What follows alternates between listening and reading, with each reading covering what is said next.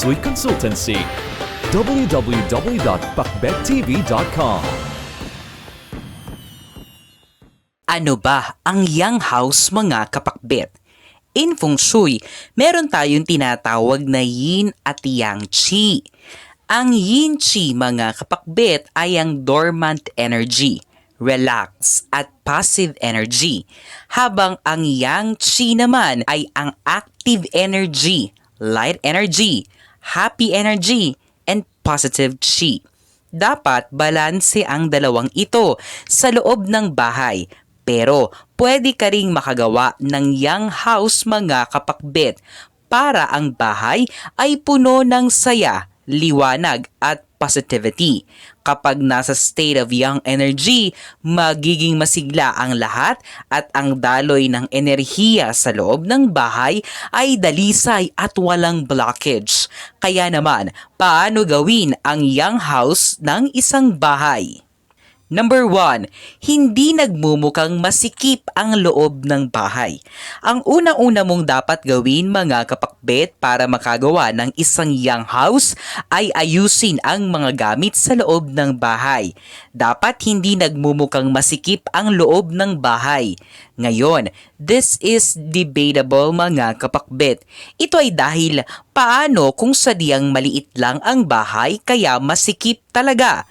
Kung ganito ang case nyo, mga kapakbet, siguraduhin lamang na maayos ang arrangement ng gamit sa bahay. Hindi magulo at makalat. Kapag hindi nagmumukhang masikip ang loob ng bahay, dadaloy ng maayos ang positive Qi sa loob at gagawin kayo nitong comfortable at may sense of freedom. We have crossed one more milestone. It's only the beginning. Visit our new store, Kapakbet. Unit 1004 Cityland Shaw Tower, corner St. Francis Shaw Boulevard, Mandaluyong City.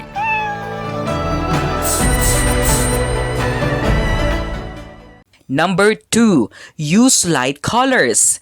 Since yang energy ang pinag-uusapan natin dito, mga kapakbet, ang paggamit ng mga light colors sa loob ng bahay ay mabuti para makagawa ng Yang House. Pwede ang mga bed sheets or punda ay light colors. Ang wall paint naman ay hindi dark colors at iba pa. Sa pamamagitan nito, you added more yang energy sa loob ng inyong bahay, mas magaan ang pakiramdam. Number 3, siguraduhin gumagana lahat ang ilaw sa loob ng bahay. Isa rin sa mga effective way para magkaroon ng yang energy sa bahay, mga kapakbet, ay sa pamamagitan ng mga ilaw sa loob.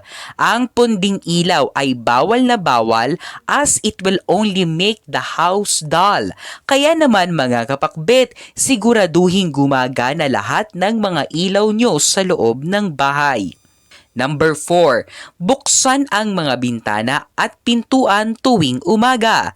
Ang pinaka-efficient way naman to harness yang energy, mga kapakbet, ay sa sinag ng araw. Kaya tuwing umaga, buksan nyo ang mga bintana sa bahay. Gayon na rin ang pintuan para pumasok ang liwanag na nanggagaling sa labas ng bahay, para maarawan ang loob at matanggal ang anumang harmful energy at palitan ng vitality. Number 5, add ornaments and plants sa loob ng bahay.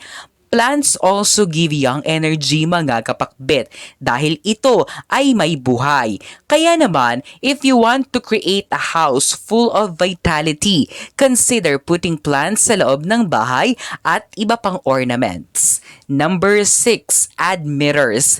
And lastly, mirrors also provide young energy.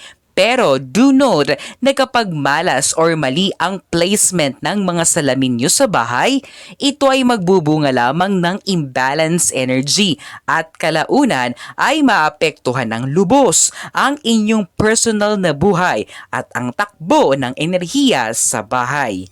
Gayunpaman, mga kapakbet, balance is the key in making a good house. Do not use too much yang energy araw-araw dahil magiging imbalance ang bahay nyo. Pero kung sa tingin nyo, ang bahay nyo ngayon ay nakaka-drain, nakakapagod, pakiramdam mo ay hindi magaan tirhan, gawin mo na itong isang yang house para mapalitan ng sigla at saya.